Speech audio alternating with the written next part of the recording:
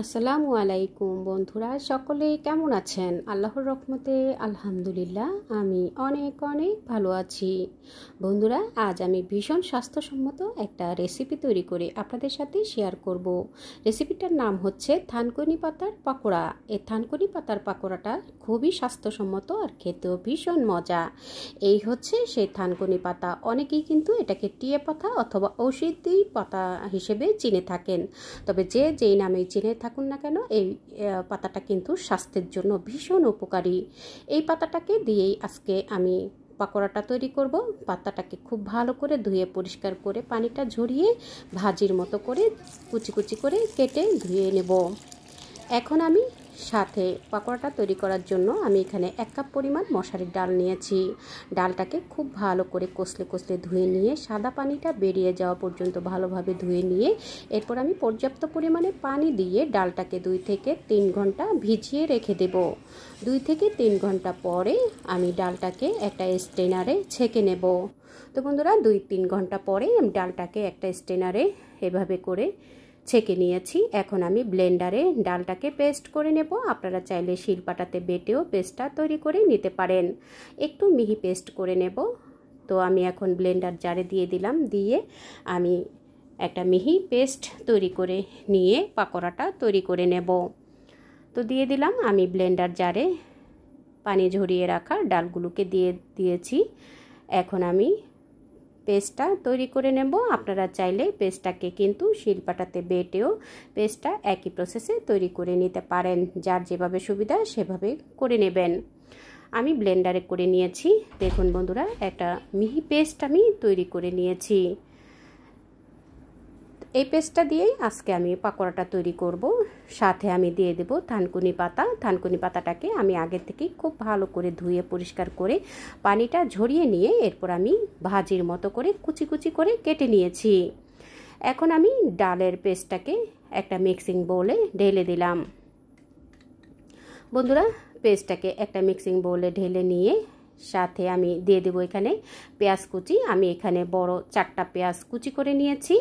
দিয়ে দেব 2টা রসুন কুচি। আমি বড় 2টা ইন্ডিয়ান রসুনকে এভাবে করে কুচি করে নিয়েছি। আর নিয়েছি কিছু কাঁচামরিচ কুচি।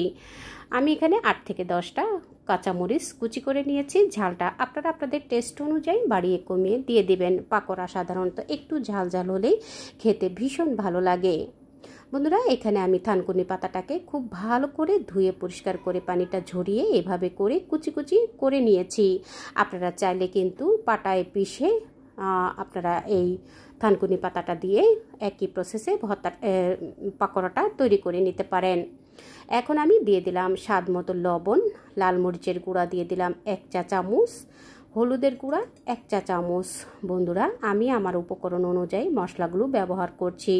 আপনারা আপনাদের উপকরণ অনুযায়ী মশলাগুলোকে বাড়িয়ে কমিয়ে নিয়ে একই প্রসেসে এই পাকোড়াটা তৈরি করে নিতে পারবেন। চিলি ফ্লেক্স দিয়ে দিলাম 1 চা চামচ, আদা রসুনের পেস্ট দিয়ে দিলাম 1 চা চামচ। আর এখানে আমি দিয়ে দেব গরম মশলার গুঁড়ি 1 চা চামচ। এটা আমার হোমমেড তৈরি করা গরম মশলা। আপনারা চাইলে বাজারের কেনা গরম মশলাটাও এখানে ব্যবহার করতে পারবেন। তো এই মশলাগুলো দিয়ে এখন আমি খুব ভালো করে মিক্স করে নেব। খুব ভালো করে মিক্স করে নিয়ে এরপর আমি পাকোড়াগুলোকে ভেজে নেব। বন্ধুরা, খুব ভালো করে মিক্স করে নিতে হবে, তা না হলে কিন্তু পাকোড়াটা খেতে ভালো লাগবে না। আগের থেকেই খুব ভালো করে মিক্স করে নিতে হবে। আমি কিন্তু হাতেই খুব ভালো করে মেখে নিচ্ছি। আপনারা চাইলে চামচ কিংবা স্প্যাচুলা ব্যবহার করেও কিন্তু মিক্সচারটা করে নিতে পারেন। তো এখন আমি ভালোভাবে মেখে নিয়ে এরপর আমি তৈরি করে নেব পাকোড়াগুলো। বন্ধুরা, এই থানকুনি পাতাটা কিন্তু স্বাস্থ্যের জন্য ভীষণ উপকারী একটা পাতা। এই পাতাটা ছোট বড় সকলেই কিন্তু এই পাকোড়াটা তৈরি করলে খেতে ভীষণ পছন্দ করে। আমি এখানে 2 চা চামচ কর্নফ্লাওয়ার দিয়েছিলাম। সেটা কোনোভাবেই ডিলিট হয়ে গেছে বা আমি ভিডিও করতে আমার মনে ছিল না।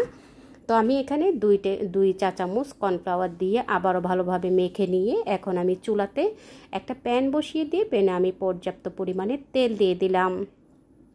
তেলটা গরম হয়ে আসার পরে আমি পাকোড়াগুলোকে এভাবে দিয়ে দেব।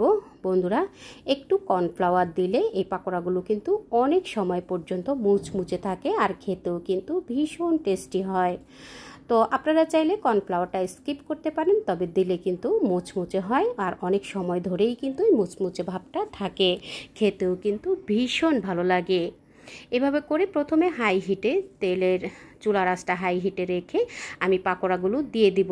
পাকোড়াগুলো দিয়ে তারপর আমি যখন উল্টে দেব, উল্টে দেওয়ার পরে আমি চুলার আঁচটা মিডিয়ামে করে দেব।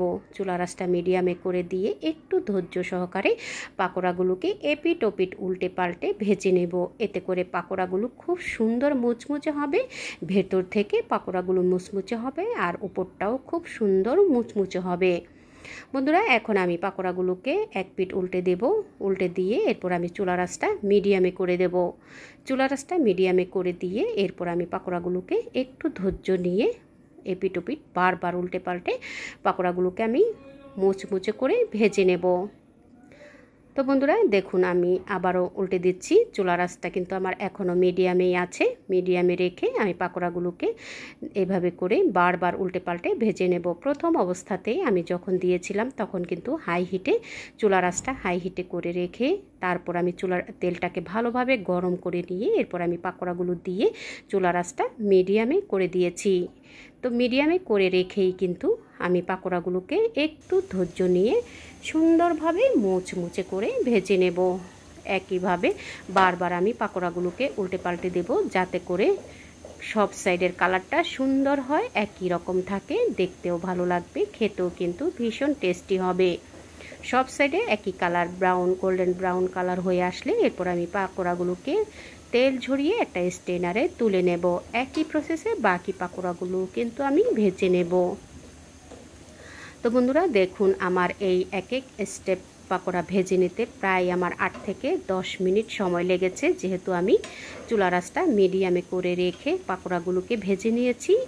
যার ফলে পাকোড়াগুলো উপরটা যতটা ক্রিস্পি থাকবে, ভেতর থেকেও কিন্তু ততটাই ক্রিস্পি থাকবে। তো বন্ধুরা দেখুন, আমি কিন্তু সুন্দরভাবে গোল্ডেন ব্রাউন কালার করে নিয়ে ভেজে নিয়েছি। এখন আমি পাকোড়াগুলোকে তেল ঝরিয়ে তুলে নেব।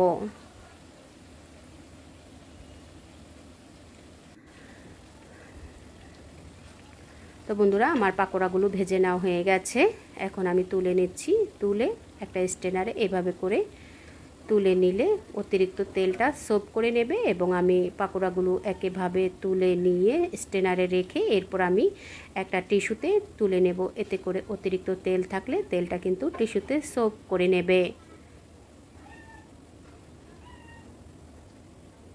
তো আমার ভেজে নেওয়া হয়ে গেছে পাকোড়াগুলো। এভাবে আপনারা চাইলে প্রিয়জনকে এরকম মজার মজার রেসিপি তৈরি করে উপহার দিতে পারেন। এই পাকোড়াটা আপনারা চাইলে গরম ভাতে কিংবা পান্তা ভাতে কিংবা আপনারা এইভাবে সস দিয়ে বিকেলের নাস্তা হিসেবেও কিন্তু সার্ভ করতে পারেন। এই পাকোড়াটা কিন্তু ছোট থেকে বড় সবাই ভীষণ পছন্দ করবে আর এটা তৈরি করাও কিন্তু অনেক সহজ, খেতেও কিন্তু ভীষণ মজা।